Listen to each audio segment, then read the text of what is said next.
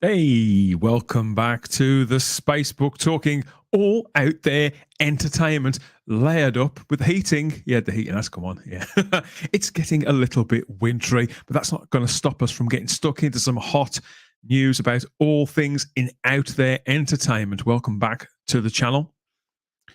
We're live streaming, as always, over to YouTube and to our Facebook group. Hello to everybody over there. And it's Wednesday, the 12th of October, 2022. I am Dan Hadley, Birmingham's king of the geeks. And this time, for the next edition of the show, it's been a week or so since we did this. This time, I am joined by my usual panelists. First of all, we recorded a podcast last night. So long time no see to the writer, the director, and the producer, and big old mega geek, Ian David Diaz.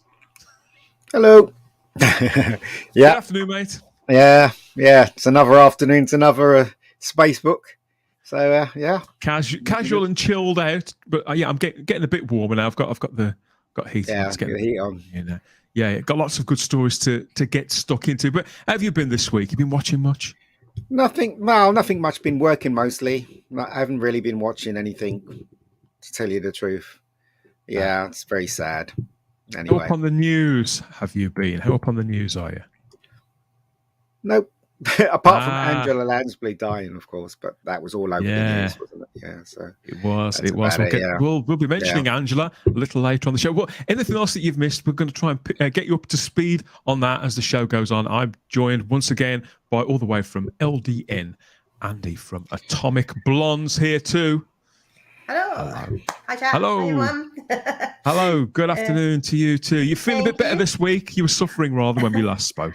I was struggling last week. I will admit. I've got the tail end of the cold, but I'm feeling human, and I feel a lot better this week. So my brain and my mouth are actually sort of working together, which is quite helpful.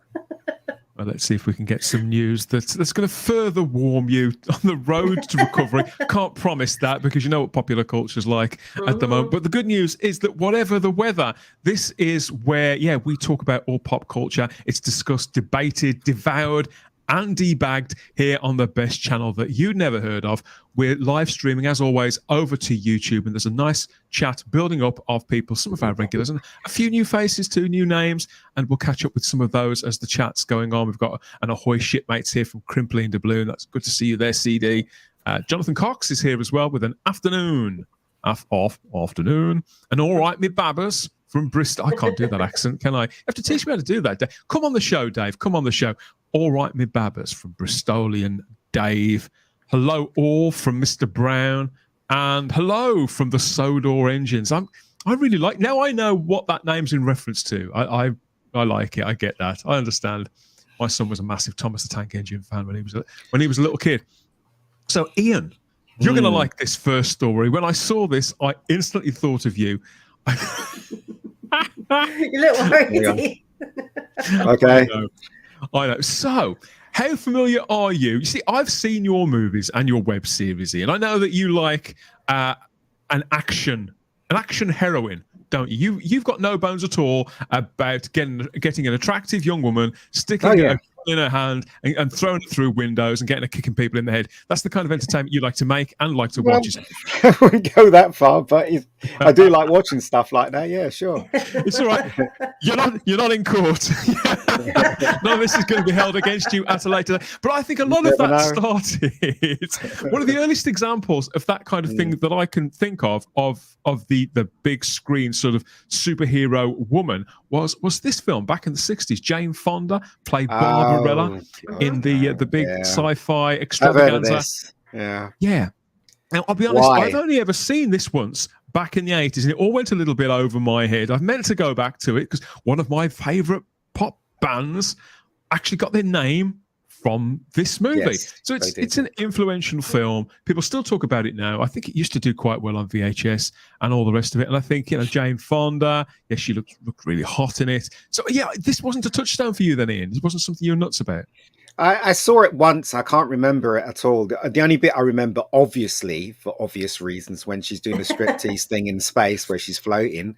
But the only thing I can remember about it was a nuts film. It was really nuts. The film was nuts. It was just like somebody was on drugs or something like that. That's all I can remember about it. But I can't remember much about it. Put it that way. I know they're doing a remake. Why? It's like Hollywood. That's going to be my next question. Would it surprise you to learn that they intend on remaking this film? Now, this remake has been sort of shuttling around studios for at least 15, 20 years, but it does seem that it's closer than ever to being made. So close, in fact, that we have a star. It's been announced. Brace yourself. Now, bear in mind how you were with Red Sonja the other week. Yeah. Brace yourself, Ian, because Sydney Sweeney is to star in and produce the new Barbarella movie, and it's looking pretty good. I've never heard of this actress. The thing is, though, are they going to go as far as the 60s version? Because the 60s version was all about sexuality, wasn't it? I mean, as far as I remember, most of it was about showing lots of things. So, today's society, are they going to, accept this?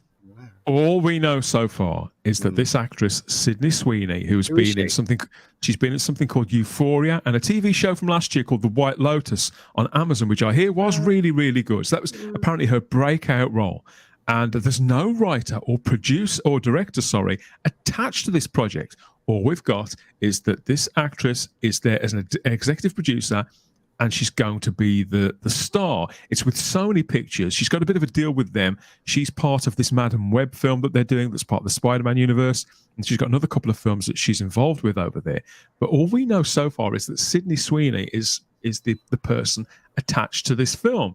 Now, I've not seen The White Lotus or Euphoria. I mean, she looks absolutely stunning. And if she wants to play this part, if she feels that she's got a handle on this, if this film means something to her, then great. I say, let her do it, as long as they can get a good writer and a good director who's got a great take to go with it and to flesh it out. I think, Andy, this could be a lot of fun. But hold on, but you do realise that an article. Where's that article come from?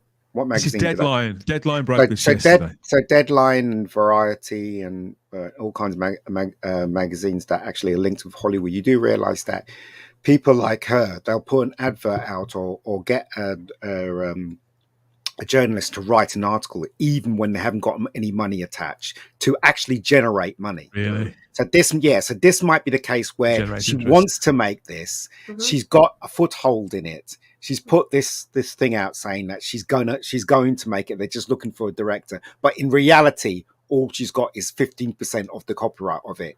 And so by putting this article out, saying not a lie but bending the truth, might encourage investors to invest in it. And that's how it works. I know loads of people have put. I knew a girl that put an advert out that she was making 5 movies with Variety. And I know her, and I knew she didn't have 5 movies under her. But just getting your name in there gives you the chance for exposure. Therefore, people, maybe wanting to contribute. That girl, she just looks ordinary to me. She hasn't got anything on Fonda at all. I don't know. I don't know. I just think she looks ordinary. I don't think she looks. There's nothing special about her at all. Well, there is a lot of hot young women and I suppose hot blokes coming out of various shows and movies. The entertainment industry seems bloated now that there's so many names that are fighting their way up to relevance, Andy. But what are your thoughts about this? I mean, obviously it's an old IP, an old movie. Could it be reinvented? Could a movie like this lead a charge back to entertaining fantasy films that will play to larger crowds? I mean, who knows? I mean, it's so difficult to say. I mean, it depends which studio picks it up, you know, who distributes it. I think the original, I mean, I barely could tell you what it was about. I mean, like I say, everybody knows the iconic scenes and stuff. But it was like basically, whoever wrote it was tripping balls. So exactly. I don't think you could remake that now, even for the modern audience. It just, that just wouldn't work. So whatever they do, is it a case they're just taking all the names, like Barbarella, the planet names, Duran Duran, exactly, etc., but come up with a completely new story? And if they come up with a completely new story that's actually entertaining and she's not an obnoxious twat, it might be worth going to see. But it would like be a start. It would be a start. I mean, to be fair, I thought you said like someone like Amy Schumer was going to play her or something like that. Well, that's what I was worried about. When I saw that news roll up on my smartphone, I thought, oh no, Sydney Sweeney, is this going to be? I thought it might be a trans actor, a trans actress, whatever. I thought they were going to go for something stupid like that. But no, this is this breakout talent from a show that was received really well. Jane Fonda originally played this. Jane Fonda at the time, I think she was trying to sort of subvert her own image and her legacy with her family. But the original film was based on on a comic book series, a French comic book series by a sequential comic book artist called Jean-Claude Foray. I've never been quite sure how you pronounce that. And they were sort of satirical sci-fi stories. So if they go back to that original source material, then there may be enlightenment and something relevant they can bring out all these years later, 55 years later. If they want to make a good sort of entertaining science fiction, tongue-in-cheek film, go for it. I mean, we always say here, if it's entertaining, why not? But the biggest issue we have right now is or very few things are entertaining. It's all just, modern politics or American modern politics shoehorned into stuff that means bugger all to us. And we just sit there going, I don't think it's going to work, though. I don't think it's going to work. Same thing is if you actually try and make Biggles into a movie today, that won't work either. It's because of the subject matter and how old the IP is. And Barbarella's quite old when you think about it. And also the fact that the movie is only remembered by Fonda taking off her clothes in the beginning sequence. Everybody else doesn't remember anything about that movie. And on all accounts, as I said, I can't remember the movie fully, but I remember me being disappointed with the movie. So there are certain IPs you cannot bring back. As again, you can't bring back Biggles, you can't bring back the Rocketeer. Was it Rocketeer? Rocketeer. There's no point in doing that. I think you could bring back the Rocketeer reasonably successfully. I don't because it was always an exercise in nostalgia in the first place. Yeah, Biggles, you're absolutely right. It's tied so specifically to a very particular place. That's the thing, you see. I think if the IP is so old that people don't remember it, only people of a certain age, then if you're trying to reinvent it, then you get in trouble. You try and reinvent it. Unless it's only by name, and then you go off and you do something completely different, something more relevant for today, then that will work. I don't know. I know that you're right when it comes to Barbarella, and you say people only remember it for the scene where she's taking her clothes off. In certainly now in the 21st century, that is really all that people ever remember about this film. Exactly. Yeah. Whereas I can't see them doing the scene now. I mean, it goes I'll say it again, unless she in fairness to looking at that picture, she's not afraid to wear not a lot of clothes. So I kind of get the impression she's a woman that probably she's got no qualms about doing that scene. But we know in modern politics that is so frowned upon now, isn't it? I mean, it's fine to have, Chris Hemsworth being butt naked, but you can't have women butt naked.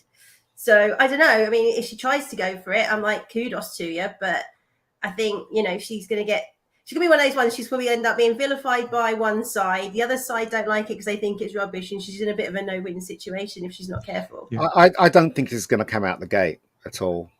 I don't think that, I don't think this is going to get made at all. I think she's trying to generate publicity with this, and it's obvious that she hasn't got many money linked with it. It's obvious that she hasn't got a director, because it says hasn't got a director linked with it. I mean, maybe the studio's interested in it, but maybe she has a little bit of a contract with them. But I think this is just a big ruse of saying to financiers, this film is going to get made. Are you interested? It's just a cover. It's a cover, in my opinion. Yeah, I don't know. Maybe I'm wrong, No, I fair play to her, she's trying to drum up some money. Yeah, exactly. Go for it. Do something original with it, then go. Absolutely. Yeah, You've got nothing to lose right now. We've got such a barren landscape of anything remotely original. I'm like, kudos to anybody that's trying, if she is trying to do something original, Yeah. I know that now in this day and age, and even up until 10 years, actually probably in the 90s, the only thing that people ever talked about was that scene where she takes her kit off. Yeah. But I remember in the late 70s and in the 80s, people talked about the film in a more rounded way. Whereas it's kind of like with Flash Gordon, with Mike Hodges' Flash Gordon. Now, if you say, Flash Gordon, 1980s Flash Gordon, everybody always says, Gordon's alive. And it's Brian Blessed saying that. And that's what sort of survived through the decades, moments like that. Whereas in the 80s, people were still thrilled by, the scene with War Rocket Ajax and the duel on the turning table and all that kind of. People love those set pieces, but now and gradually those things get superseded. More spectacular things happen, and fashions change, exactly, and culture moves on. But one or two things remain, and you're right. Just as Brian Blessed shouting "Gordon's alive" is the thing that's echoed from that. The fact that Jane Fonda was seriously hot back then and wasn't afraid to show it, that has been the bit that's survived from that. So it's probably unfair, and I think it's likely to be viable. But just as you say, Ian, I mean, again, you know more about this industry than I do. I'm certain that's right. In fact, now that you've explained it to me, it certainly does ring true. Let us know what you think in the live chat. Are you a big fan of the old Barbarella, the original Barbarella film? Or have you read those original comics? I never have. I've seen some of the illustrations. They look beautiful, like a lot of French artwork does for around that time, all the pulpy stuff. Like Valeria, it's got a very distinctive, ornate Art Nouveau quality to it, which I find, I've always loved that kind of stuff. There was that, what was that show on BBC One, Dan? The one with the woman from Blake 7, she was in Dempsey and Makepeace. You mean Sue Lynn, Glenys Barber, when she played Jane, don't you? That's it. So that will never be allowed today either. BBC Two made it, and basically it's about, what was her name again? I can't remember the character. Jane. So I don't know if you know this. There was a movie of that a few years later as well. Atomic Blonde. I don't know if you know this. Glenys Barber played this character called Jane on BBC Two, and it was based on a World War II, Dan? World War II character? I think it may have even been the First World War. All right. And mostly her clothes, her clothes would drop off, and she'd just have her bra on. Yeah, mostly. Was she Cupid stunt by any chance? No, but it was like a visual effect. It was visual effects, wasn't it, Dan? It was like, it was done, but because Jane originally, it was one of those old 3 or 4 panel comic strips that you'd find in the Daily Express. Literally like George and Lynn, if you remember that, where they'd always eat their breakfast in the nude and that kind of thing. So it was always like that, just three or 4 panels at the very, very most. But it ran for years and years and years. Yeah. And the TV version was done as a live action comic strip. So there were speech bubbles and thought bubbles on screen. So it was very much trying to recreate that, and I think the show's only lasted about 15 minutes. Could be one for listed. Could have to dig that up, I think. Yeah, that's what I'm saying. So doesn't not ring any bells at all. I have to say. All right, well, you can't. There's certain things you can't terrible. Bring back. You can't bring back. Like you can never. I don't care what anyone says. They're going to do it though. You can never ever do Flash Gordon ever again because of the 80s. I disagree. You can't, because let me explain. Because Star Wars and Star Trek, and we've seen it all now. If they have big spectacular visual effects, whatever, we've seen it all. We've seen the hero, we've seen the female heroine, we've seen the effects, whatever. So if they do bring it back, all you'll see is what you've seen in the past. Just like Black Adam. When I saw the trailer for Black Adam, I wasn't excited because I've seen that in Superman. I've seen planes being destroyed. I've seen, guys in suits, muscled everywhere. It's all been done. And that's what I'm saying. So it's going to be. And it doesn't matter the fact that Black Adam has never led a film before. It's the mode of storytelling, the kind of filmmaking, those action, those set pieces, those characters doing roughly those things. I mean, people go and see it, but it's nothing. I do see what you're saying. If you do it, disagree. and I think it's like the criticism when every time they reboot Batman and Superman is like, we don't need to see the origin story. We're very familiar with the origin story. So I think if they'd done Flash Gordon, like don't do like a remake of the 80s one and how does he get to Mongo? We know. So do it that maybe he's been there 10 years and they're ruling and what's happened to Mongo, and do something further down the line that's completely new. So unless you've watched the 40s or comics. I mean, I'm not that old, so I've certainly not. But you could do something that we've never seen before in Mongo. But if you just try and do it from the origin point, it's just boring because we know, and that's the same criticisms as say. I would do that. I would pitch now, even 40 years on. I would make a full-blooded sequel to Mike Hodges' film with the same style. I'd probably get Sam Jones back. Sam Jones or somebody who's very similar to him. I mean, I know Sam is probably. I think he's pushing 70. Maybe I'd dial it back to somebody in their mid to late 50s who's got that kind of look. And call it sort of Flash Gordon Conquers the Universe, really harken back to that old time. And pick up the story decades later, and turns out that he's still been out there that entire time. He never got back to Earth, and he's now some sort of hero on another planet. He's the ruler of Mongo or something. Because you had the whole thing at the end when they pick up the ring and you've got the laugh. So is he actually dead or not? But that's the thing. I think people are so there's too much. As I was saying in the last stream, on Dan's last stream, we've been bombarded with too much stuff. Special effects don't look special to us anymore at all. No. Right, CGI looks unreal, uncanny valley. You know what I mean? And there's more to come. There's more of that stuff to come. So there's nothing to. I could gladly wait if they made a Flash Gordon film and it looked the same. I can gladly wait for it to come on TV. Same thing with Black Adam. I'm not excited about Black Adam. I'm pretty sure some people are, but I can wait for that to come on streaming. I'm reasonably because there's nothing excited. Special about it at all. The problem is, though, seen it all. You don't have really any other genres in the cinema. You get the occasional rom-com, but even then they're going straight to streaming. The old thrillers that we used to have, and Silence of the Lambs or courtroom dramas, they all go straight to streaming and are now episodic. They're like 10 episodes of something. They don't even make a film anymore. So what does that? So unless there's a major shift and that stuff starts going back into the cinema, do you remember? What are we going to have at the cinema? Exactly. Do you remember, Dan, when you first saw the trailer for Return of the Jedi? I do. The thing that struck me about Return of the Jedi was the teaser trailer I saw. How innovative they were with those flying speeder things in the forest. Immediately as a kid, when I saw that, I thought, one, I want the toy. Two, I need to see this film because it was something you've never seen before. And that's what's missing from today's films, because we've been bombarded with so much stuff. Everything looks the same. Everything is not very exciting. There's nothing new. You've reminded me of something that I saw that George Lucas said when George Lucas went to the screening, to the premiere, or I think it wasn't a premiere, actually. I think it was a secret screening of The Force Awakens back in, it was at 2015. And whoever it was, J.J. Abrams was there and Kathleen Kennedy, and they showed him this film. And apparently he was very polite and in his softly spoken way, but said to them, it's fine, but there's nothing new in there. And that's what he meant, isn't it? That's what he's sort of circling. Well, there's been no real innovation since like Bullet Time, really, because that's why The Matrix was such a big hit, wasn't it? Because it blew everybody away. You went, it was a good story, but also, this visual effect came in that we're all like, bloody hell, how did they do that? And we took it. You kind of had Jurassic Park, Bullet Time, and what's the innovation since then? Motion capture, but that's what we're saying.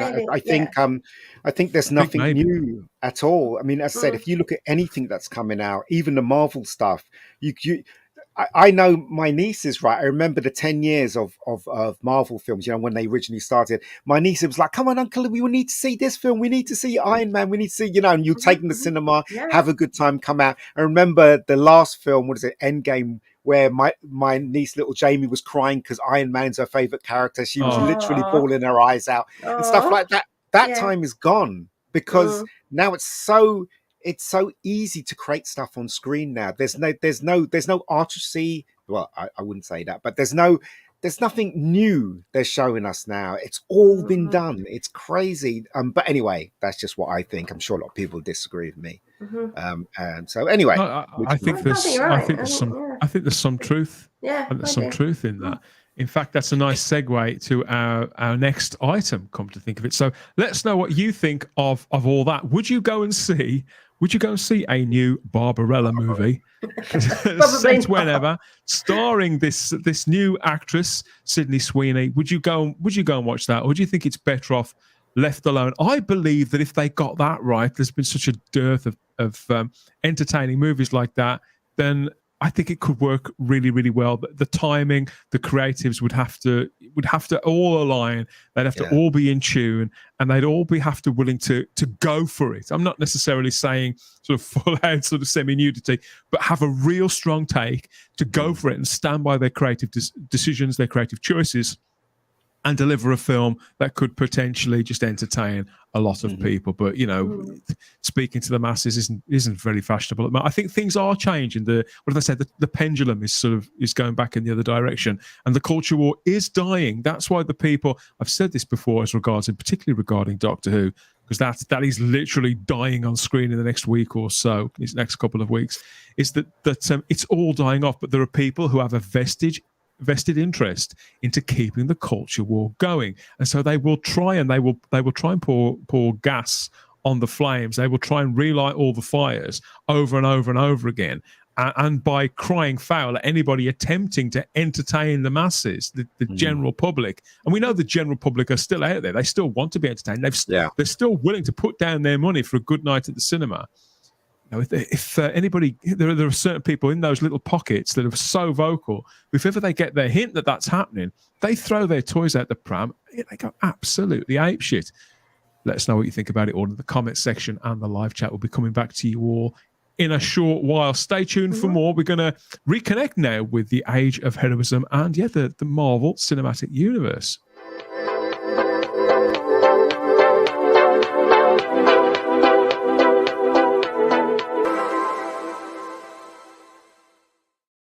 Yeah, the last time we got together, we talked a little bit about the Marvel Universe, about things that have been announced at D23. We've sort of been picking our way through all that. They announced so much on these enormous big slides and projectors and whatever. And Kevin Feige's there in his baseball cap, gesturing and pointing at the future as far as 2026 into the future, and confidently stating what we're going to see and when we're going to see it.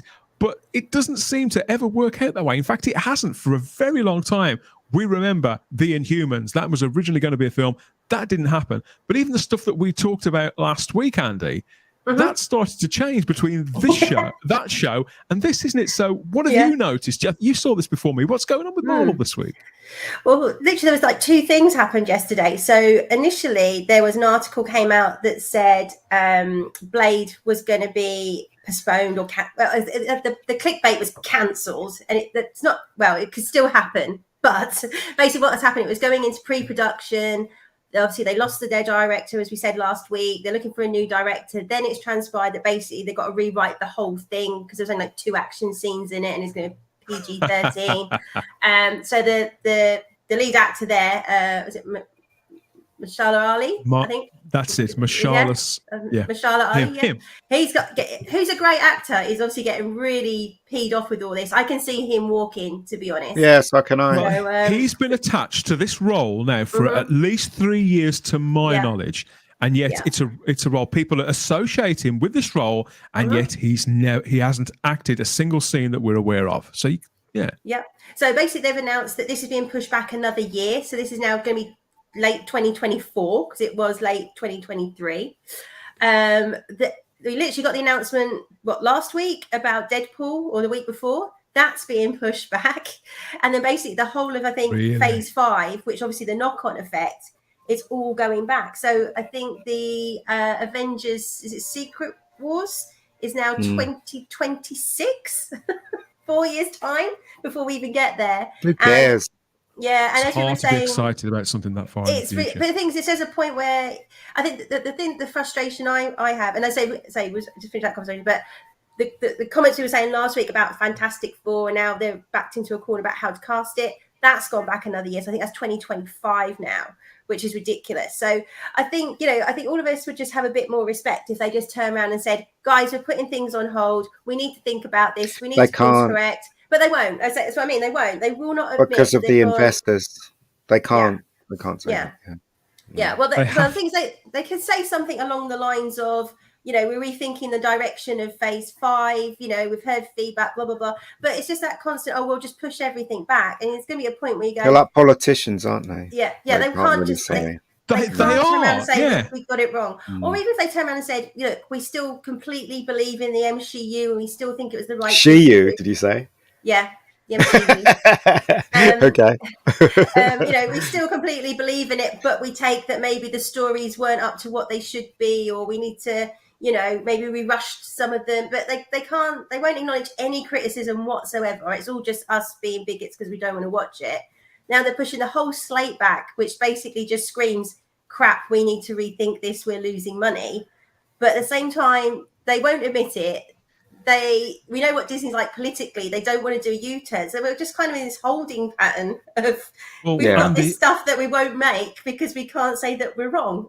Andy, speaking as somebody who I count myself as a former devotee of the MCU, over the last 6 months, when I look at the projects, the productions that I haven't watched, and I've got this sort of helicopter view of them now. I look at Miss Marvel, which I had nothing against, but it didn't seem to make a big impact. Mm-hmm. I look at the last few movies, and there seemed to be an initial sort of flare of interest, and it all died out every single time really quickly. And it didn't matter whether it was something new like Shang-Chi or whether it was something older like Doctor Strange. That happened every single time. It was very fleeting.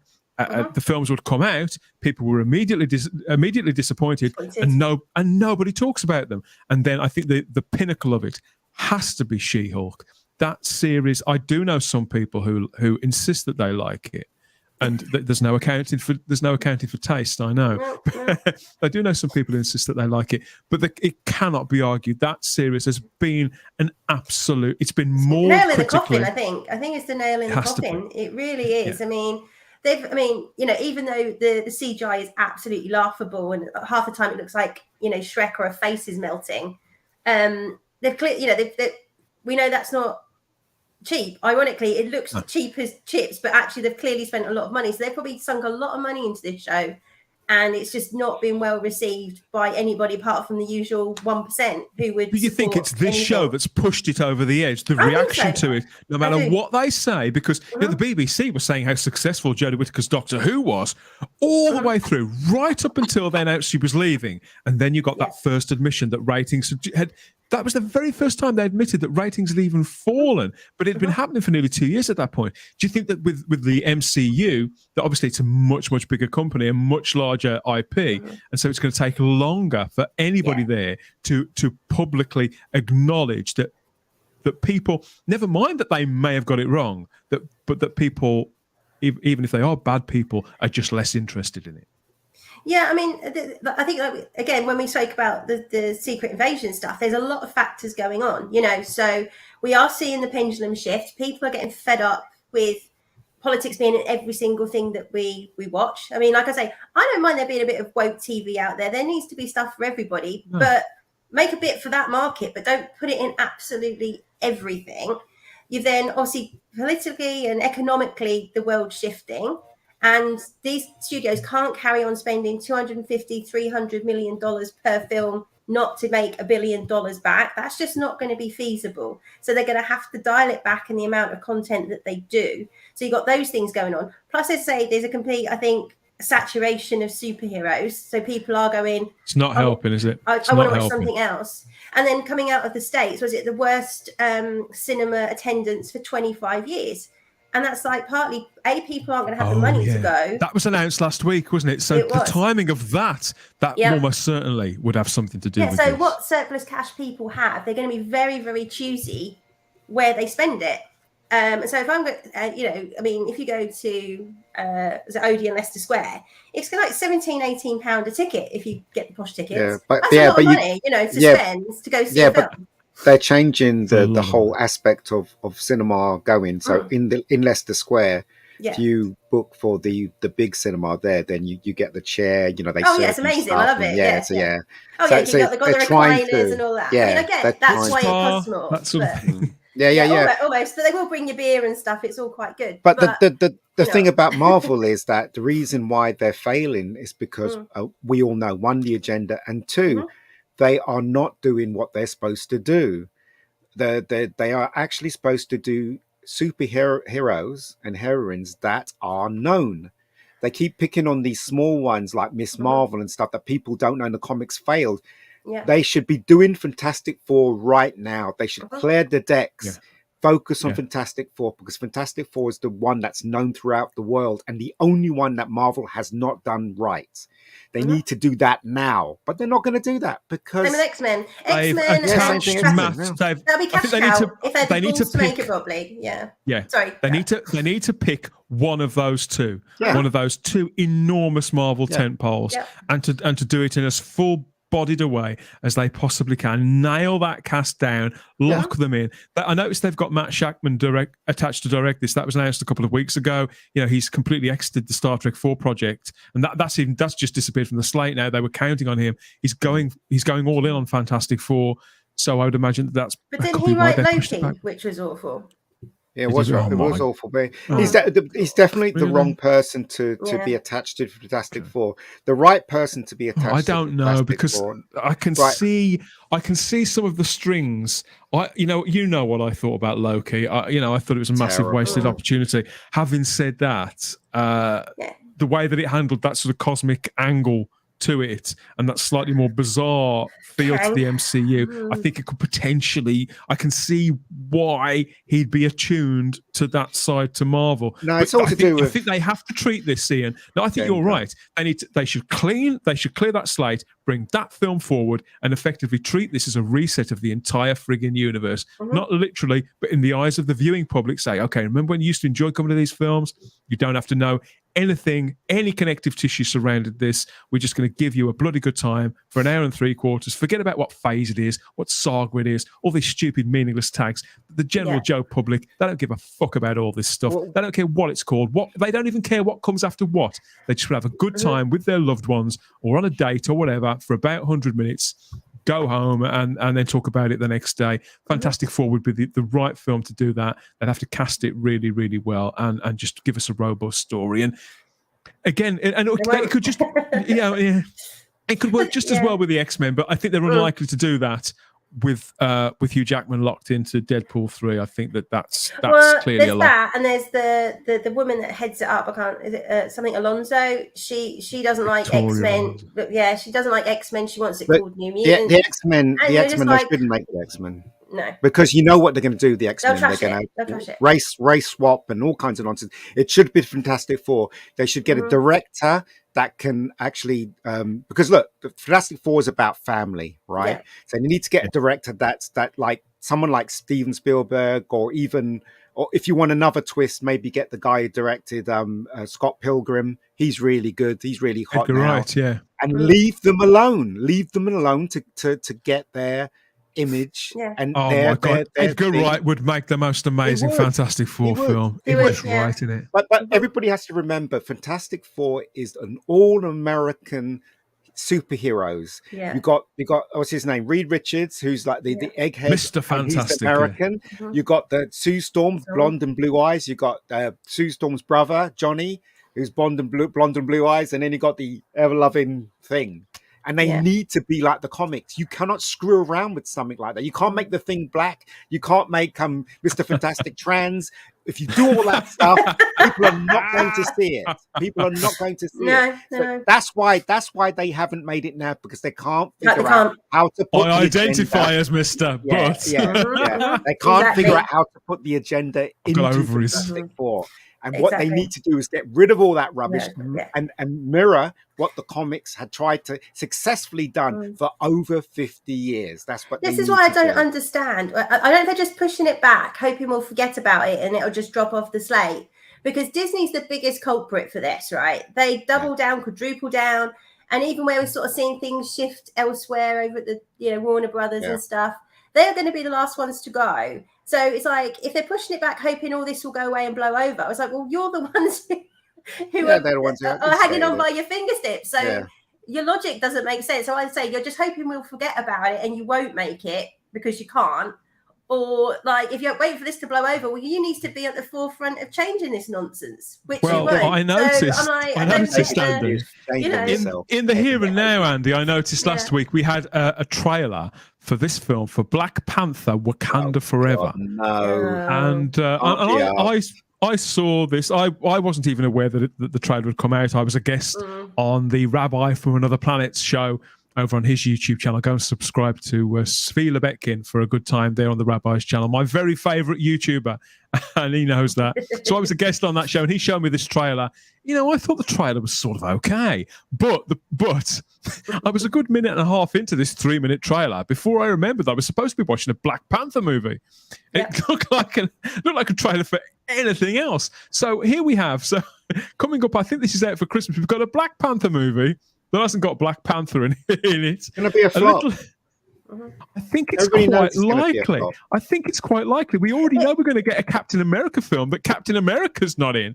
And they've also announced now an Iron Man movie without Iron Man in it. In Armor Wars, that's going to the cinema. That was originally going to be a series on Disney Plus starring Don Cheadle, horrendously miscast as James Rhodes. Riri Williams, seriously. I mean, well, she makes her debut in the Wakanda film, doesn't she? The actress is this cute. role model that goes out and steals a suit. That's a great role model, isn't it? It's funny because what they should what they should do, they don't do, because again of agenda. They should be recasting Black Panther with some other male guy to play Black Panther. That's what Chadwick Boseman would have wanted. Because the agenda's so strong at Disney, this is what they're doing. They're putting the girls in front. Why are you calling it Black Panther when Black Panther's not? It's like Taggart. Do you remember Taggart? He went, but they carried on with Taggart without Taggart. Taggart was not around. Yeah, but anyway, whatever. I don't know. I mean, I suppose this whole thing with these movies. I mean, it's, as a long-term Marvel fan, you know, where do you even go with this? I read the original Armor Wars series back whenever that was. I think it was the late 80s. And it was wonderful stuff, but it was very much a case of right at the dead center of that was Tony Stark. Exactly. He was Iron Man. Tony Stark is still Iron Man. And if you're going to adapt those stories, I'm sorry, it's not a case of it doesn't matter who's in the suit, because James Rhodes and Tony Stark are two very different characters. Yeah. I love James Rhodes too. In fact, when I first started reading Iron Man, well, I was reading Secret Wars, he was the main Iron Man then, and it's fine. But these stories are specifically about Tony Stark. So to not have him in them is absolutely barking mad. Mm-hmm. It's crazy. And the thing is, I think just going back to, you know, one of the reasons I brought this up and what we were saying before about there's no genres at cinema anymore. So if all these are being pushed back, they're not making things for theatre anymore. What is going to be in the cinema? I mean, me and my friend, we used to go really regularly and probably like once we go, okay, what's coming out this quarter? And they'd probably be like, you know, got a dozen films, and we go, we want to go see that, we want to go see that, we want to go see that, and we kind of book it all in the diary and, you know, work out, you know, we take turns paying. Like now we kind of scroll. Oh, there's not much coming out, and out of that, not really that bothered. Even with the, I think the last Marvel one we meant to go see was Doctor Strange. Which we were like, well, that was crap. And so we're really disappointed. You know, one of the reasons why they've put it back is maybe it's because the people that finance these big blockbusters, maybe they're pulling back. I'm sure so obviously they wouldn't. Yeah, if that's the case, they wouldn't come out. You know, Kevin Feige won't come out with his cap and go, well, you know, we're gonna, you know, they're gonna push everything back because, and they're gonna make up any kind of excuse because. There is a huge amount of people now realizing what they're doing with Marvel, and especially the investors, and they're actually stepping back. Yeah. So maybe that's the case, and obviously they won't say it, but I'm just guessing here. So maybe that's the case. Yeah, I mean, and on the other side of the fence, you say talking about Warner Brothers. I think it was announced today that Zaslav has just shut down I don't know what it's called, but some sort of writing studio, which is a stepping stone for diversity hires and inclusion hires. Yeah. And so again, they're basically saying, well, that just proves he's a white supremacist. And people going, well, if it's not making any money, he's a businessman. He's going to shut it down because it's not making money. Yeah. And like for me, and there's probably a really naive view, and you could say that as maybe a white person, but if you're really good at what you do, if these are really good writers, they'll get hired anyway because they're good writers. They've got talent. It's great that maybe there was a vehicle that got them up the ladder quicker. But if you're good, you're going to get hired no matter what, So it shouldn't, in theory, impact these guys. I mean, they're already in Hollywood. They have the connections. If they're good at writing, they'll get the jobs. If they're not good at writing and they were the token hires, well, then you shouldn't be in that role anyway, Also, another factor you guys should take into account as well is the visual effects companies are actually standing up and fighting for themselves now. I don't know if you heard that story, Dan, about the visual effects people. They were overworked, generally quite underpaid, as I understand, working very long hours and cranking out these movies in albeit sweatshops with branches of Starbucks as inside them. That's the only real discernible difference. In the old days, visual effects companies, like in the old days when they used to make films in the 80s, I think further back in the 80s, there only used to be one visual effects company connected to a film. Now you look at a Marvel film, there's like about 24 visual effects companies connected to making that movie. And there was one company that did the effects for the Pi film, the Ang Lee film, and it won an Oscar, and their company was done for. Even though they won an Oscar, they had to close down the company because they couldn't afford to keep going because someone made them. Because what happens is they did the effects with the tiger, and Ang Lee came in and said he didn't like it, so they had to start from scratch and they had to beat the deadline. Okay. So when they finished, they ran out of money. Didn't have any money to pay any of the people that worked in the film and stuff like that. So they went out of business because of that Pi film. And yet they were standing there with the Oscar in their hand, saying, and then one of the guys with the Oscar in his hand was trying to explain that they're gone out of business, and the Oscar people played the music over their voice so they couldn't say it. And seriously, and outside of the Oscar place where they had the Oscars, there was all these special effects people with pickets going, we deserve better than this, blah blah blah. Yeah, and that's all been. That's all been swept under the carpet and stuff. And now it's gotten to the point, the precipice, where special effects companies going, no, we won't be taking this at all. We're not taking this. So a lot of them are pulling out. So maybe that might contribute to why. Like I said, I think there's a multitude of factors going on right now. It's not one single thing that's driving this. Yeah. There's at least so I think we've named 5 things just here, and I'm sure there's other factors going on. But sure it's like say one of these things is going to be the straw that breaks the camel's back. Right, and it's who knows which domino is going to fall first, but you can sort of see the vultures are circling right now. Things are changing. They've got to change because it's just on the money. The power of the ring, where it's called. What's that one called? Ring of the Power. Rings of Power. Rings of Power. I heard something this morning. That what they're doing is it's coming to a close this season. Now they're moving really fast to try and get the other one out.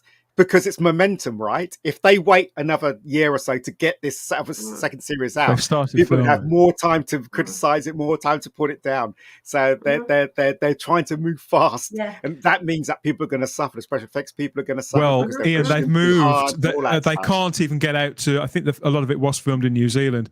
Yeah. They're making sort of standing sets in the UK, various locations in the UK that are going to double for those original locations because they want to save time and save money. I mean, I don't know whether that means they'll never film in New Zealand again because the project's intended to last for 5 years. But I think that's highly unlikely the way it's been received. Even Amazon doesn't have that much money.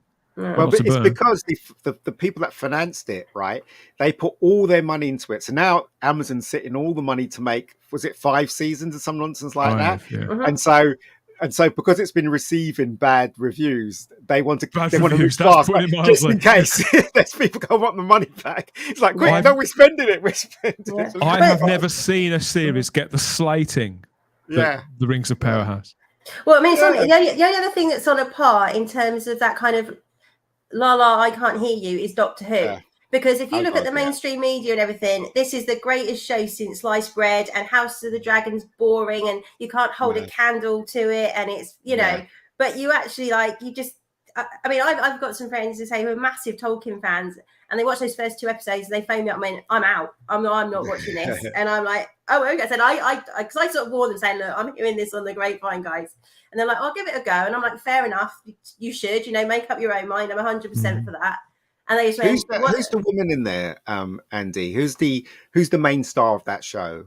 The one who's playing Galadriel. Morphic Clark, I think it is. Yep. Is the character's name Galadriel? Oh, Galadriel. Oh, yeah. Galadriel, they say that they've turned her into Wonder Woman. Apparently, I've never seen the show. No, according to Sarah Graham, starry-eyed girl Sarah Graham, the various feats of physical physical expertise, physical prowess that the character is seen to pull off. She can do amazing things on horseback, and she's sort of doing these like Matrix moves, which are ridiculous. And she's like basically warrior, basically like all female leads. They've just basically turned her into a bloke. She's just a bloke, one of her nicknames is Guy Ladriel now, and she's just and her lines are awful. The woman they cast, I think, is about 5'3", 5'4", and Galadriel should be 6'4". So they've had to reshoot things so she can't sort of stand next to the bad simply guy because they've got their heart set on a woman who had that sort of apparently harsh look. Well, she looks a lot like the Amazon chief, what's her name? Something Salt. Anyway, the woman who commissioned it all, she's sort of head of commissioning. Amazon woman. I think it's Amazon woman. No. Yes, I thought. No. But basically, she looks an awful lot like her. So it's another sort of self-insert. Oh my god! Absolutely. They can't help themselves. It never stops. I mean, that's undeniably what has taken a hatchet to the entirety of the MCU. Yeah. I mean, even these latter images that we see from those earlier phases leading up to Endgame, even that is starting to seem like a very, very long time ago and like a golden 10 years, era. Mate. The thing is, though, they should have pushed like when it comes to Guardians of the Galaxy. Why do we have to wait so long for Guardians of the Galaxy? You're missing the momentum. The momentum's slowing down. So this next Guardian of the Galaxy is probably not going to make as much money as the other one. If you remember, Ian, they did sever all ties with James Gunn after he made some. They did the sort of forensic. They went back through his Twitter profile and found out that he'd made some very. I'm going to use. But that was phrase, a long time ago. I'm going to use the phrase off color. They were. That's playing it down so much because I can't mention the words on YouTube without getting a massive red flag on this channel. But it was a very, very long time ago. I do not agree with cancel culture, but James Gunn is a massive twat, and I've seen no evidence that he's particularly changed at all. He's just changed. He's not changed his attitudes. He's just changed in the fact that he knows which side his bread is buttered now. But if you remember, they did sack him. He went off and struck a deal with somebody else, and so they had to wait to bring him back. So it's entirely on them. They should have stood by him in the first place for cracking it, however off-color the jokes. I mean, it's like you said, though, because there's so much CGI and stuff, you know, when we talk about, especially when we do listed, the amount of shows that we watch, which used to be 22, 23 episodes every single year. Yeah. They'd finish, you'd have 3 months off, and then they'd start again in case they were making it as it's being shown. But now, I mean, even like, I love House of the Dragon, but it could be 2 years before we get another House of the Dragon now, depending on, the special effects and when they start filming and all of that. And that's a long time to wait and for people to find other shows. We've been bombarded. Yeah. You could say network television isn't what it was. And it probably is a little passé now. I think it probably needs all putting down. I mean, I've just moving the conversation on slightly. I've been watching the new Quantum Leap show, and we did a review of it a couple of weeks ago on here. And I won't go into it too deeply at the moment.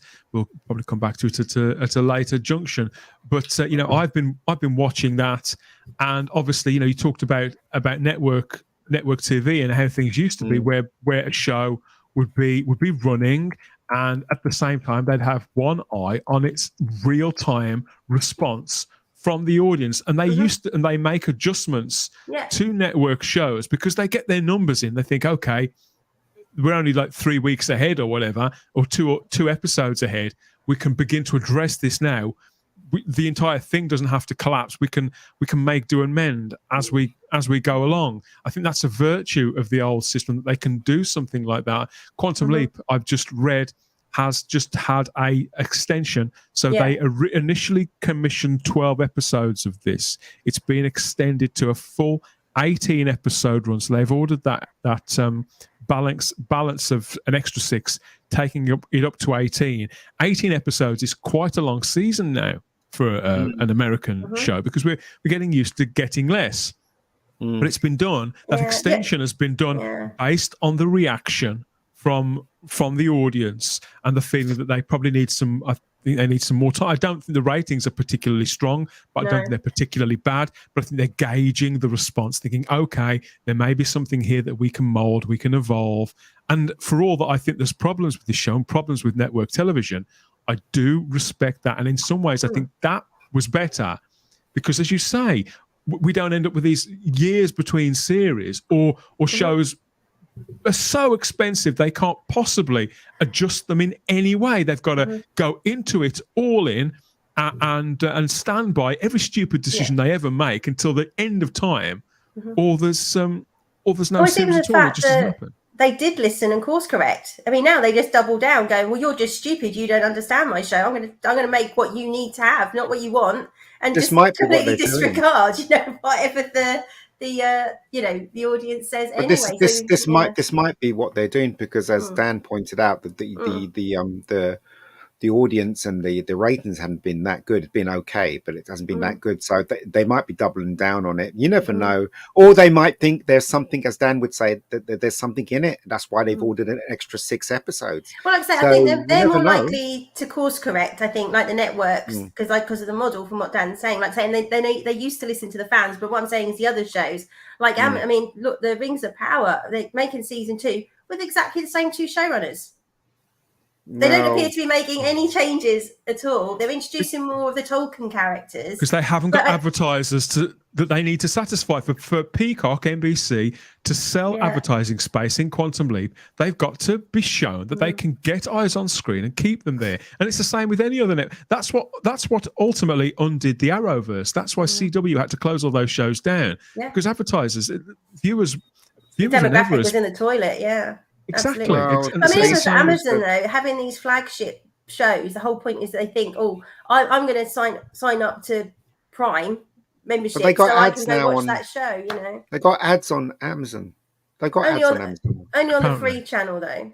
No, on the free channel, but they've got old shows and they've got movies that's got adverts slotted inside them. So they are bringing advertisement, and they're trying to get some money out of the advertisement through their films. So they know they're up against something that's bigger than them, with the agenda and all that stuff. So they're going to be using the old stuff to support the new stuff, and that's how it goes. I guess that's quite rightly so. Also, with Quantum Leap, I hope it's the case that it's really good, and they think it's really good, and they want to back it because they think it's really good, not just because needs more time, not because of the way it is. You got an Asian guy in the lead. You got you got a black man. I don't know if it's because of that. I don't know. I think it's simpler. I think it's simpler than that. I think they recognise there's more goodwill towards the show than they realised. And the response hasn't been through the roof. There's not a lot of people talking about that show. But things have got so bad now that there's not a lot of people slagging it off either.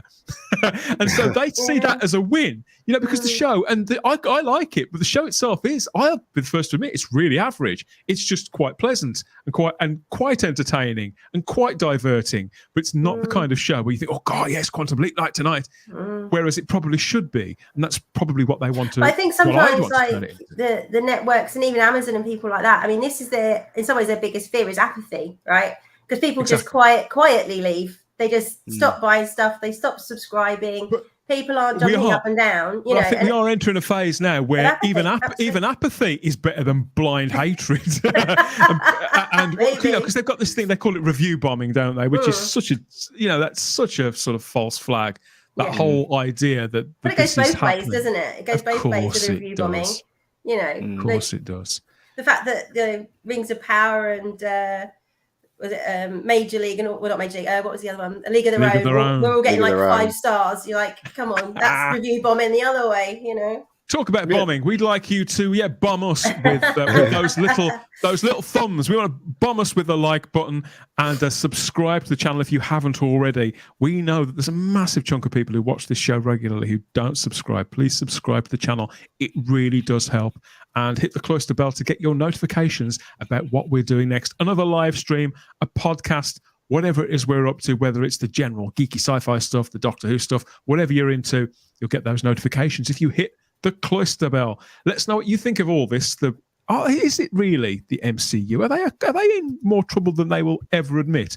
What do you think? What are you looking forward to on that slate? Or is now the slate, it's kind of irrelevant because it changes pretty much by the week, so there may as well not be one there. It's just there, just as Ian says, for investors, not really for us, and they should probably keep it behind closed doors. That's been what I've thought for quite a long time, come to think of it. And as time goes on, I'm really starting to get further and further convinced by that. We've got one more story before we connect with you guys for the comments, but we couldn't possibly do a live stream and not mention this, or should I say, and not mention her.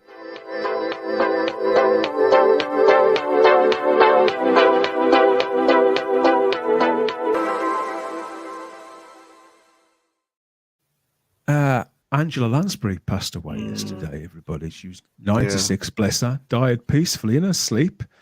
Best way to go, you could say. At her home in Los Angeles, she was a 3-time Oscar nominee, honorary Oscar winner, 6-time Tony Award winner, 6-time Golden Globe winner, 18-time Emmy Award nominee. A huge career. I mean, I won't say that I know this woman's career inside out. I don't. I'm very conscious of the fact that I don't. I always felt that she was a class act, probably just the same way that Her Majesty the Queen was, probably the last of a breed. I watched her consistently through the 1980s on television with my grandparents. That's what I know her from. But a really well-known face. An actress, again, I think everybody loved Andy. Did you grow up watching Angela Lansbury in one thing or another? I did? I mean, everybody knows Murder, She Wrote, right? And that was probably like family TV. I mean, even though it was like pretty much just, this woman had more nieces and nephews than anybody on the planet, right?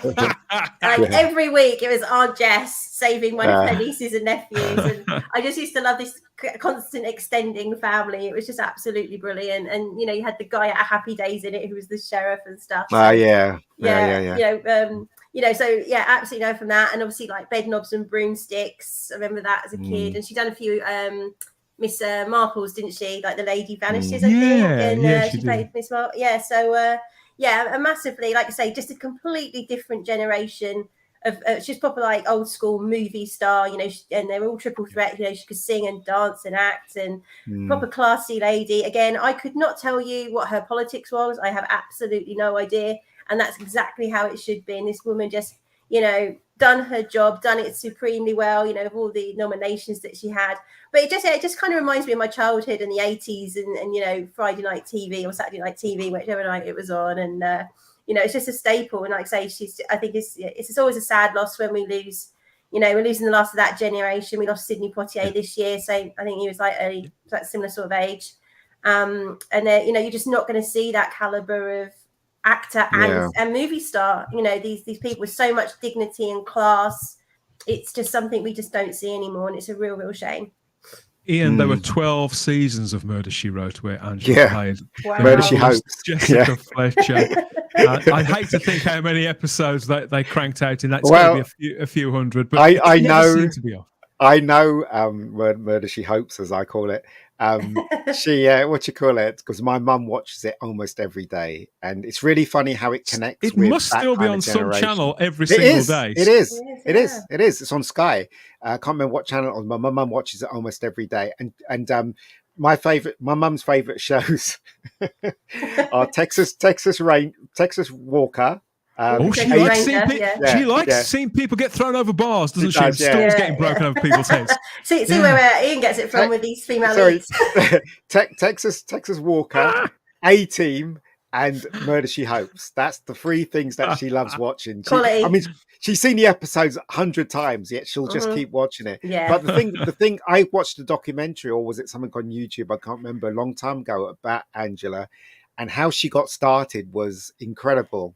She was working in a store selling clothes, or like Harrods or something like that. She was working in a store, and her friend, her friend was an actress, and she was going for an audition.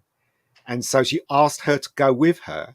And then when she went with her, she was sitting outside, and the director came and thought that she was someone that came and called her in and shoved the paper, said, just read this. And she read it, not knowing what she was reading or why she was doing it, and she got the job. So that's how she got started.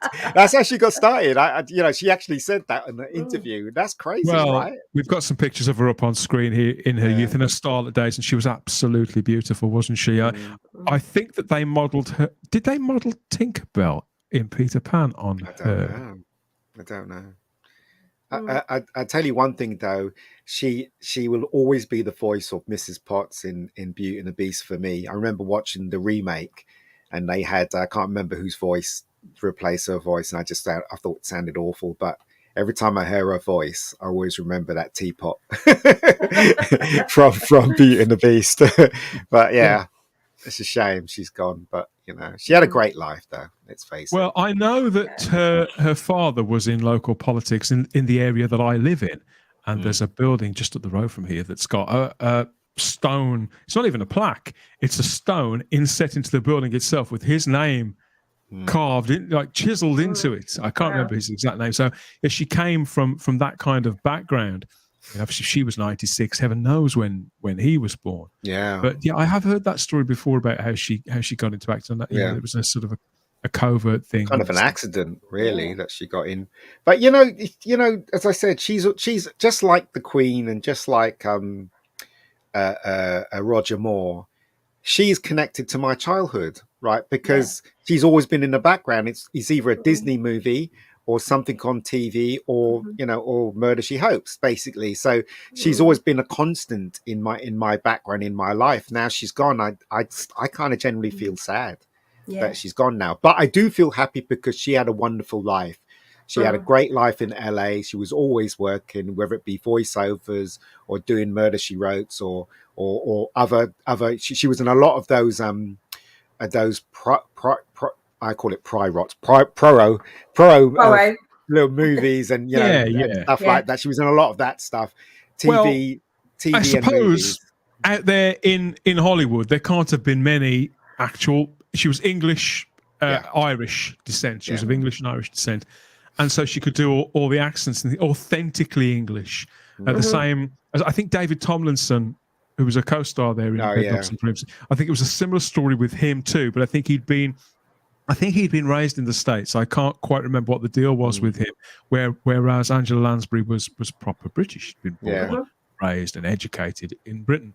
And yes, Murder She Wrote isn't a show that I could say that I would binge watch or buy now. I may watch an episode. We may do that unlisted to remember Angela Lansbury by, but it certainly cast a very long shadow. It was a nice retirement project. I think that you would be forgiven for thinking she was going to sort of quieten things down, and maybe that would have been her last role, but it wasn't. She was still appearing in theatre afterwards, and I've seen some lovely tributes from people. I think that's why they lived so long, though. You look at the Queen, you look at her, you look at I just thought something has gone out of my head again. Betty White. They remained active and social. They had all their faculties, and I think it's because they carried on working. The last thing she did was driving Miss Daisy on stage with the guy who did the Darth Vader's voice. I can't remember his name. James L. Jones. L. Jones. So I think that was the last thing she did. I think it was in New York. I can't remember, but they did a stage version of Driving Miss Daisy, and she was in it. Yeah. So I think that was the last thing she did. But anyway, she's brilliant. Let's face it. You can't fault her. She had a great career. She had a great life, and I'm glad. I'm glad that she did have that. And also, as I said, it's sad that she's gone, but I'm happy that she had that life. She's one of the lucky ones, put it that way. Yeah, a long, happy, and fulfilling life and career, and she's brought a lot of happiness to a lot of other people. Previous generations. Again, she's one of those faces. When I see her, I think of my nan. This particular nan. I had a lot of nans. This particular one, she died nearly 20 years ago. But I'm sure that these shows will continue to be repeated. Of course they will. For the foreseeable future. Yeah. So Angela Lansbury has this legacy.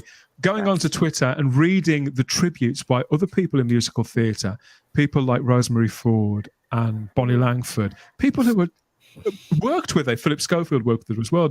And people who worked with that, who feel that personal loss, and they talk about it with so much warmth. And respect, admiration for what she managed to achieve. And I just part of it with me is I can't claim to be this massive fan of hers. I haven't even seen the Elvis Presley film. She was in Blue Hawaii. She played Elvis's mum. So Wayne Berman, Wayne out there if you're watching. So Wayne tells me she played his mum, even though she was only 10 years older than Elvis in real life. Brilliant. I'll have to go and watch this. But I think it's made me realise how much about this woman that I didn't know, what a huge contribution that she's made. And I know she's going to be sadly missed. But her material, her TV stuff in particular, will carry on being repeated. I'm certain. Fill up the schedules on various channels, certainly on cable networks and things. So rest in peace to Angela Lansbury. Let us know your thoughts. Were you a Murder, She Wrote kid as well? Was that a ritual for you with your grandparents or your auntie or whatever else, or even with your kids? Is that something you've passed down to other people? Because it has got that sort of panto. It's got a pantomime aspect to it, that kind of telling. Work out, is it him? Is it her? Why did they do it? That kind of thing. Yes. That theme. Very, very silly. When the theme plays. She always seemed like she was in on the joke, and the theme should. It's very bubbly. And she's typing like this. Yeah, it's like she has a typewriter as well. Yeah, exactly. It was as if that she was playing it on the typewriter, playing the music on the typewriter. Brilliant stuff. Golden TV from a golden era. Rest in peace, Angela. You will be missed. Yeah. I think it's time that we head over to the live chat and catch up with everybody out there and see what they've got to say about all of this nonsense that we've been coming out with. Go and check out with all of.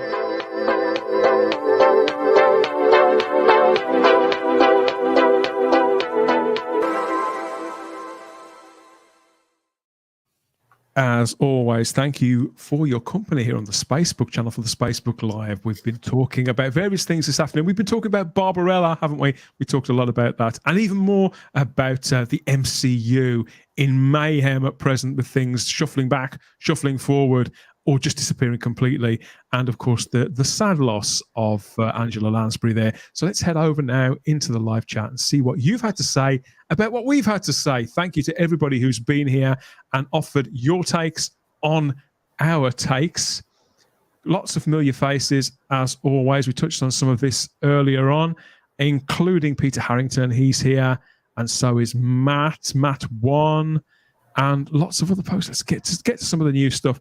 Okay, we've got Hale here from Matt with his moustache there. Wouldn't recognise him if he didn't have the moustache on that photo. Perfectly reasonable question here from Crimpling Doubloon. Were they going to gender swap Barbarella? But as we see, not amazingly, no. if they're ever going to get a chance to make it, that is. Fully fledged woman, but I'm not a biologist, so. Sydney Sweeney. Yes, Matt 1 or Matt I says I love Sydney Sweeney. She's so hot. I'm definitely going to go and check out that White Lotus show, because Keith Isles from Home Media Mayfield, he said how good that was last year, and it's got Alexandra Daddario in. I think she's really hot. So if both of them are in it, ding dong. Absolutely jumping on that. Good afternoon, says Robert Payne. Good to see you. Been cancelled for that, Dan. Cancelled. Many. The male gaze. The male gaze. Somebody's trying to cancel me as we speak on Twitter for saying something quite nice earlier on. So I thought, let them have their fun. Hail Peter, says Matt. I've never seen Barbarella. I'm really not interested in this. but only because I haven't seen the original. It's funny.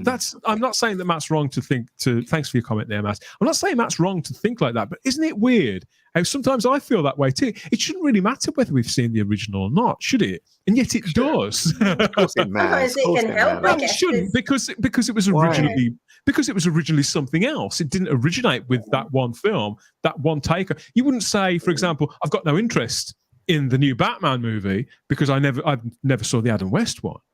You know, it's different, isn't it? Because Adam West, there's been loads of different Batmans after Adam West, but with this, there's only been one Barbarella film. So I don't know. Maybe it makes a difference. Popular culture, like I said earlier on, popular culture only remembers the kind of the aftertaste of that one film, and because things have moved on so much. Can filmmakers reintroduce rather than reinvent IPs? I suppose that's the point that I was trying to make, really. Kind of forget that there was a film in 1968 in the case of Barbarella. I think they could do the same with Flash Gordon myself, although I do take your point, Ian, and to come at the same source material from a different place. I think, for example, that's been done successfully with, and I know it's not the same, but it is. I think that's been done successfully in children's animation, the way that they've managed to reintroduce the Addams Family to a new generation of kids through those CGI movies, which I think the second one's not done that well, but the first one really did.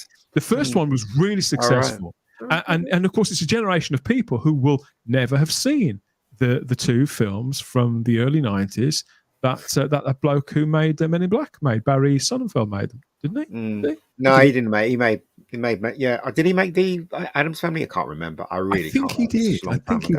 But you see what I mean? If something is strong enough, you can reintroduce rather than reinvent. Yeah, there's certain things you shouldn't bring back though. You shouldn't remake Jaws or Back to the Future, or you know what I mean. Those things are you should never. Have done that. I agree. I agree with you. I think that nothing to change, is there? There's nothing to improve on. So just leave it. I mean, that's why it surprises me that Steven Spielberg remade West Side Story. I mean, how many Oscars did he get for West Side Story make? It's like, what is there to do that wasn't done? Okay, you could put actual Latinos in it as opposed to Natalie I think Wood, but the reason why he wanted to do it was because he'd never done a musical before. That's why he wanted to do it, and it's one of his favorite movies. Exactly my point. Hollywood is completely void of new stuff. I suppose when you've got as much money and as much influence as Spielberg still has, even 40 years after his undoubted sort of heyday, he can have his follies like that. He can pet projects, and he can. But again, I would have thought he's one of the few people though that has the backing to do something original, because that's part of Hollywood's problem. Is like, we don't. Well, it used to be all about taking risks and finding new writers and directors. Hence why we've got the George Lucases of this world and the Spielbergs. He could go take a punt on me. It's going to be a hit. I'm Spielberg, and done something original and amazing, and maybe something we hadn't seen before in a musical. But even he's fallen into, I really like this film, I'll remake that. And you kind of go, that's Spielberg. Yeah, but the thing about Spielberg is that he will not spend his own money on a film, ever. No, he always tries to get the studios to pay. And the thing about West Side Story, which I actually saw, is that the film is not very good, but his direction's fucking sublime. That's all I can say. So he's really good at his craft, but there was no point in remaking that at all. No, in my opinion. Absolutely none. There's nothing to bring to the table even if you like bring the politics up to date. But I mean, they're still kind of relevant. I mean, in terms of the gangs and stuff. I mean, that hasn't really gone away. So I just don't see waste of time and money, I think. I like this comment that we've got here from Crimpling Doubloon, who says, in the early 80s, my mom rented Flash Gordon on VHS for us to watch. The man in the shop did warn her that maybe it wasn't her sort of thing. At points, I had to cover her eyes. People did it. My mother did exactly the same thing. She assumed that movie in the rental shop there was the Mike Hodges movie, and rented it for myself and my brother at one point. And it was pointed out to her by another family member that was probably not the right one there. Matt says that Marvel doesn't excite me at all anymore. So this is our story earlier on. about the fact about Andy's story there, that they're moving those films around all over the place to the point where nobody can keep up, including them.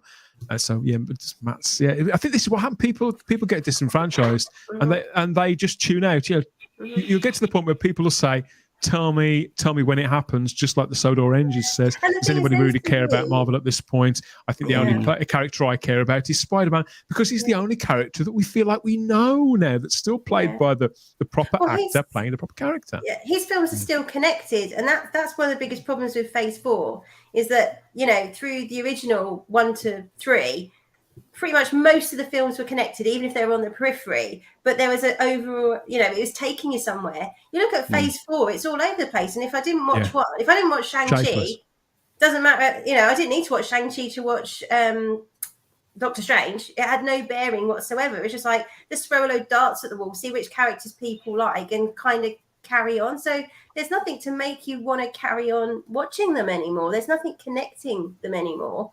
So, it's just, I don't know. There's a certain appetite. I mean, various people, including Peter Harrington, mentions, the first Blade movie was the joy. That was with Wesley Snipes from 1998. It's still got, even after all this time, 24 years on, it's still got a bit of pull that has. People want to see that. People want to see the fan, just like you said, Ian. You're quite right. People really want to see the Fantastic Four, and that's a miracle itself. After the other 3 films, which I'd be kinder to them than some would, but it's unarguable they were a failure, and yet people still want to see those characters. So they should jump all over that. Colin Archer hasn't seen any of the MCU movies and hardly any of the television, but from what I've seen, there appears to be no overarching story to Phase 4, apart from this swapping out of the characters, just like you said. And the MCU is so diluted, like your mum's weak orange squash. I can't really argue with that. Looking back down at your comments there about cinema attendance, Cliff Maxwell echoes exactly what you said, Andy. Worst cinema attendance is likely still down to the fact that the cinemas are still in COVID mode. I'm sorry, Cliff, I don't believe that for a single moment. Nobody, I can't remember where you are, Cliff, so please forgive me, but here in Great Britain, certainly, nobody talks about COVID anymore. The cinemas are certainly well over it. If you see somebody out wearing a mask, you think, what's going on? Or you think they must have, at the very least, some sort of proper, serious health condition that they maybe have always had. But I think the thing with the cinema, Ian, Hollywood's killing it. After No Way Home last year, that whole argument about COVID and cinemas is a non-starter. I will not hear a word of that. But thanks for the comment anyway, Cliff. But the Hollywood is killing cinema because Hollywood is not making the films for the audience. And this is the main problem with everything that's happening, everything that we've been speaking about, everything that Gary from Nerdrotic has been speaking about, everything is all to do with this stupid agenda. It's killing everything. If that wasn't there, I reckon cinemas will still be thriving. If that wasn't there. So you have to look at Top Gun Maverick, how much money that has made. If people weren't interested in going to the cinema, or wary because of COVID, all these excuses, nobody would have come out to watch Top Gun Maverick, and that's now made 1.6, I don't know, but over $1 billion. That was anyway, even like bigger. That was bigger than No Way Home, wasn't it? And No Way Home as well is another prime example. People came out to see that. It's got nothing to do with COVID. It's got a lot to do with word of mouth and how good the film is. Exactly. And as I said, if you infest it with agenda, then people are going to notice, and they're not going to be word of mouth. They're not going to be telling people that it's good. If it's not good, it's not good. Yeah. Tony L asks, go back more than once as well. Sorry. Yeah. Tony L asks, wasn't John Watts, who directed Tom Holland's Spider-Man movies, going to direct the new Fantastic Four film? Yes, he was. He stepped away, and I don't know. I think he'd have been a great fit for that. He has stepped away. Been replaced by Matt Shankman. I don't really know why. I know why. Because Mr. Fantastic was going to be an Asian black geezer, and he with one leg or something like that. Do you know what I mean? Right across the board. That's probably why. That's why probably they've stopped it, and they have to rethink it. But we'll see. Bristolian Dave chips in here. They're crying over Zaslav. That's David Zaslav making those business decisions and bringing back meritocracy. They're imploding on Twitter right now. They really. How delicious. Full meltdown mode, going that, this is the most racist thing. He's just proved he's a racist. He's a white supremacist. He's like, you're trying to hold black people back. You're trying to do this, and people just go, well, if the division's not making money, that's what happens. It's sad, but like I say, guys, we're in a recession. In case you hadn't noticed. They're trying to hold black people back. They're not giving black people their due. They're not giving them original characters. They're basically in charge of that whole. It's such a straw man argument. It's never held. It's never held any water whatsoever. It's just a way of labeling people as bad people, as bad actors, and those that shouldn't be listened to, shouldn't be indulged, shouldn't be supported, all that kind of thing. It's so easy to see through all of this, but the very last people who are going to see through it are the people who are the big decision makers on these things. It's ridiculous that it has to come from the bottom. Actually, it's ridiculous that Twitter has the amount of influence that it does. We can talk till the cows come home about the virtues or not of Twitter, or the existence of Twitter, let alone the uses of it, the purpose of it. But I think everybody would agree it should not have the sway that it does, because it's still a minority of people that use the damn thing. Yeah. Brilliant, Mega Geek, says Peter Harrington. I don't know what that comment was about, but I thought you'd like to read it anyway. Gladry hell, says Matthew Pounder. We made the mistake of mentioning the Rings of Power show. I've said I won't ever cover that bloody awful series on the show, but we will mention it now and again. But every time we do, it opens the floodgates on a sea of bad feeling, which Amazon have only got themselves to blame over. They should not have done this in the first place. They really shouldn't. And then to censor and remove with bad reviews, I mean, you're just setting yourselves up to be for a fall, aren't you? Let's face it. I think so. There's still, Matthew Pound also says Quantum Leap. He's a Quantum Weep. He's on a roll here. Again, I haven't seen the latest one. The third episode was really quite strong. And I personally like what they're doing with it. I think the show's got a good heart and it's got a nice cast, and it could really go somewhere. Unfortunately, I think what will ultimately hold Quantum Leap back is the fact that it's a network television show. That the very thing that which will enable it to roll on for a little while, I think, will also be its creative death, because the things I think that it's trying to do is far too big for 43 minutes once a week, particularly with a cast as large as that. Quantum Leap, whatever version of that show or extension of that original idea that you wanted to make, it probably would have been better off with a streaming platform somewhere else, because there's so much going on in that show that it can't possibly. So what they've done, there are so many other elements, so many different plot strands going. It's nothing like the original series, and yet it's called Quantum Leap. So people are going to turn up and switch it on expecting to see either a remake or certainly an update of the core principle, but it's a really different show in the dynamic of it, how they divide their time, the contrasts of the characters. Like I say, it's much more of a caper, an ensemble. It's like I was right the first time, actually. Mission Impossible with a time machine. That's what it is. A group of people fighting the odds with little things, interpersonal things going on between them, and the clock always ticking down. Totally different show. It's that just because it's a totally different show, that doesn't mean to say that it hasn't got some merit or potential. That's my take on. Well, it's not totally different. It's following what Quantum Leap was doing. It's set in the same universe, and it's with the same core. The only difference is they have more characters in the actual show itself. But when you look closely, Star Trek: The Next Generation, for example, was still about a spaceship that was part of a galactic federation. Yeah, but it's the extension of, rather than but if you look closely, there was no need for any other cast member apart from the Al character and Sam. Well, again, I agree. If they were seeking just to remake the old show, but it's more or less a remake, isn't it? No. And that's like a continuation. It's more or less a continuation, isn't it? Well, it is a continuation, but as I've said before, it's a continuation in the same way that Star Trek: The Next Generation was a continuation of Star Trek. They were very, very canny and very bold in putting that out with that extended title and making it clear what it was. And what do you reckon it should have been called then, Dan? I think it should have been called The Next Quantum Leap, something like that. Something short. Something short and snappy, because initially that is also because when they did that, and it happened with Next Gen, and I'm sure it would happen again now. It's met with an initial wave of massive resistance and antagonism, but you have to. That should come when you take any IP forward. You've got to weather that. You've got to be brave.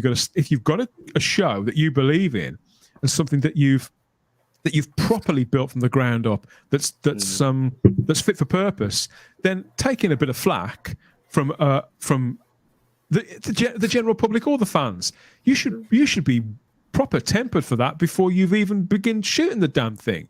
So yeah, ultimately, I think the show it's unlikely to go beyond 2 or 3 seasons, simply because that's how network TV works at the moment. I think they're trying to do something that the model can't support.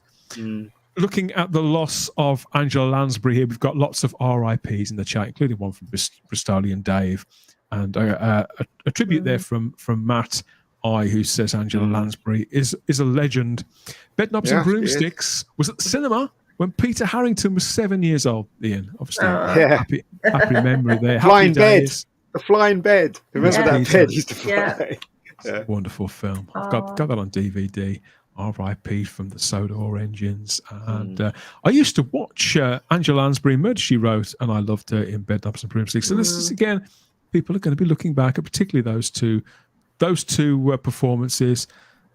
Angela Lansbury, awesome actress. A grafter, says Tony. A grafter. Yeah, definitely.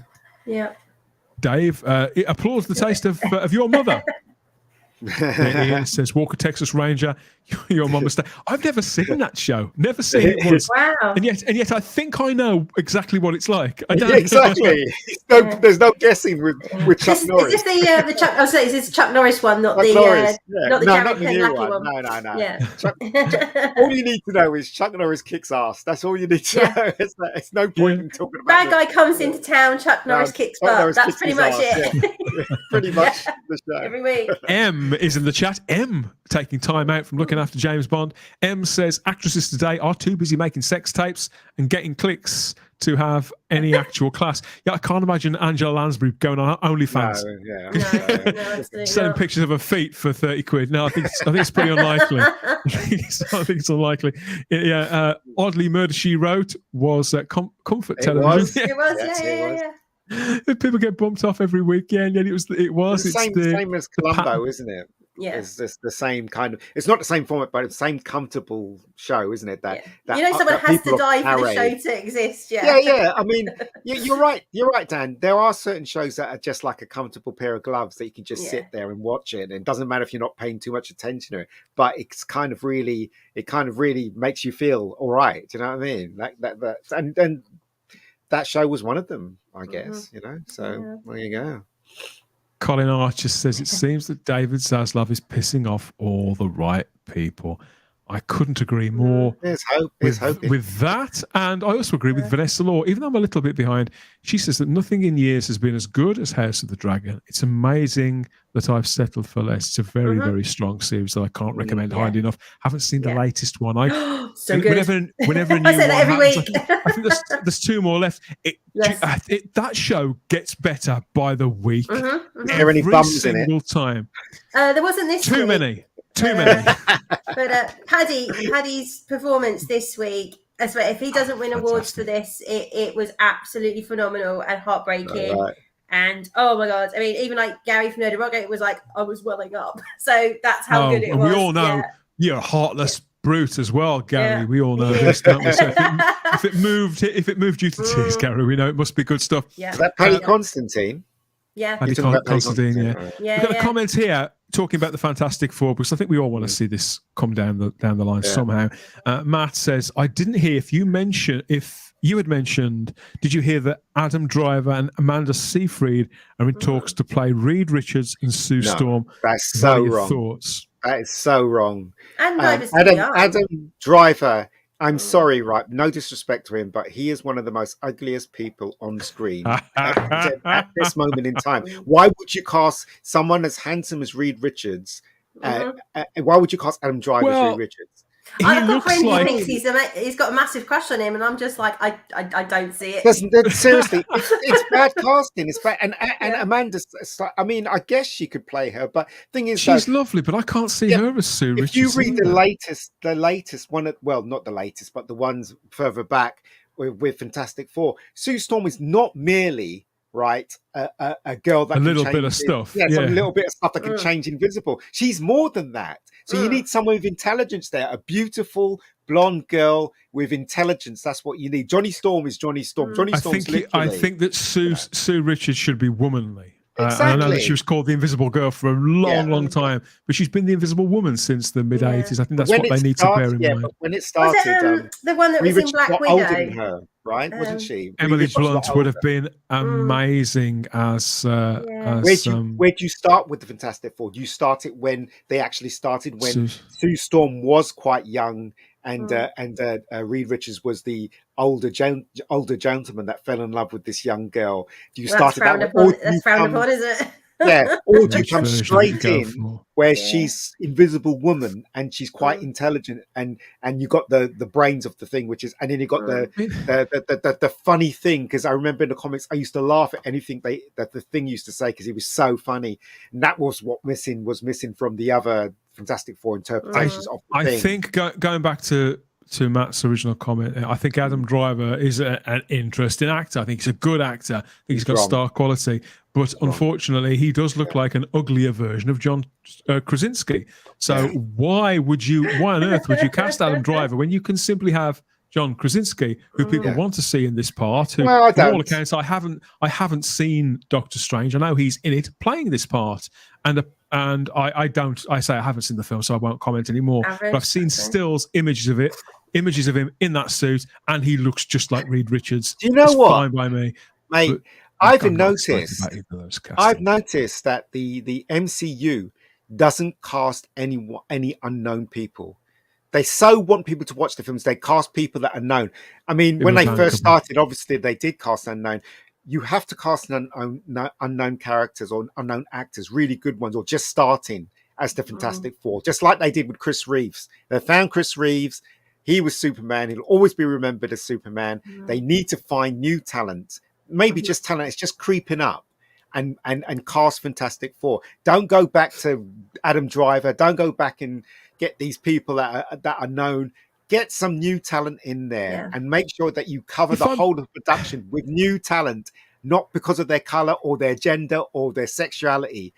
Give people the right jobs. If I'm playing devil's advocate, Ian, I've never seen Adam Driver play a heroic, intelligent character. It's that, in other words, that's whereas, for example, Michael Sheen as Doctor Who doesn't excite me at all, because I feel, and I know he'd be great in it.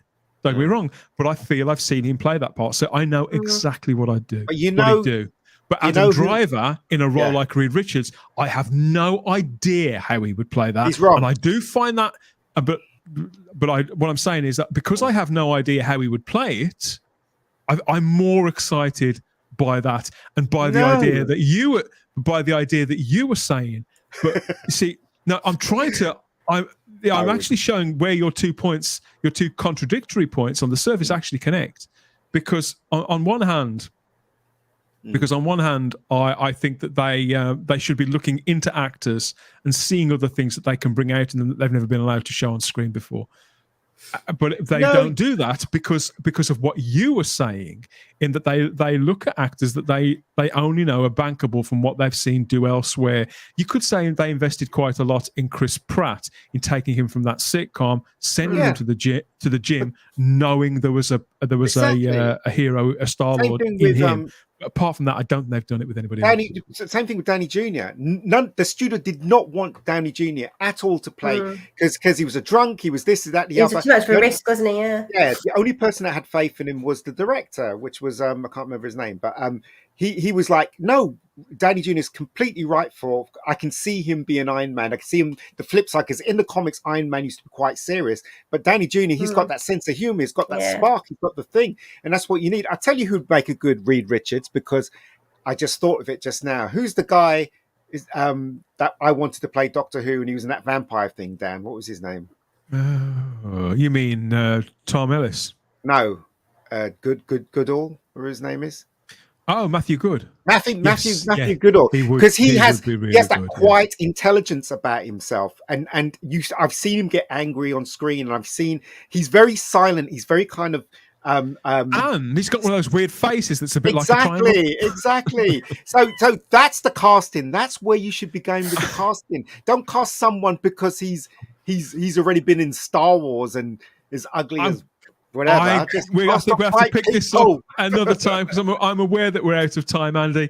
Remind people where they can hear more of you. You dropped a video a couple of days ago, didn't you? Where can people find that? I did indeed. So as usual, I'm on the Twitter. I try and avoid it, but hey, needs must. That's Andy LTM50. I'm on the Twitter.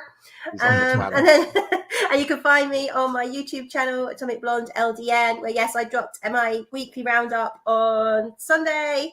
And I'm very excited. It's the last She-Hulk this week. Thank God. I'm like, that's it. Hopefully she gets killed. I doubt it, but I can but hope. So just like Jessica Fletcher was there banging away on the typewriter, there was Andy in the mic and the webcam banging out the nerdy news for the week, just like Jessica Fletcher would have wanted there. Ian, how about you, mate? Where can people find you on social media? What's going on? And remind that film you've got on Netflix at the moment. Oh God, here we go. Bad Days on Netflix, a film that I directed over 10 years ago. It's a micro budget film, but it's on there anyway. And we got I'm on Twitter at Ian David Diaz if you want to talk to me. Lord knows why you want to talk to me, but hey, that's the way it goes. And then there's my YouTube channel, Rebecca Gold channel, that has my web series on there and a couple of films. There you go. That's what I have to say. Awesome stuff. Show. Yeah. Wonderful. So there you go. Thank you to everybody who's been leaving your comments in the live chat. Keep them coming in the comments section too. And while you're there, please hit the like button, subscribe to the channel, for heaven's sake. What more do we need to do? Bit more Sid James. Bit more Sid James will probably do. There you go. Since you asked. Yeah, subscribe to the channel and hit the cloister bell so you get all the notifications about what we're doing next and when we're doing it. I almost forgot me. You can find me on Twitter and Instagram as the Spacebook too, when I'm rambling on largely in the way that I'm rambling on to you right now. Get more of that if you're willing over on the socials there with me as the Spacebook. That's it for this time. Thanks to everybody who's been watching and commenting along with this edition of the Spacebook Live. We'll be back again in a couple of days for more, but that's it for this time. You take care. Have a good time wherever you're watching. And good night. Good afternoon, I should say, from all of us.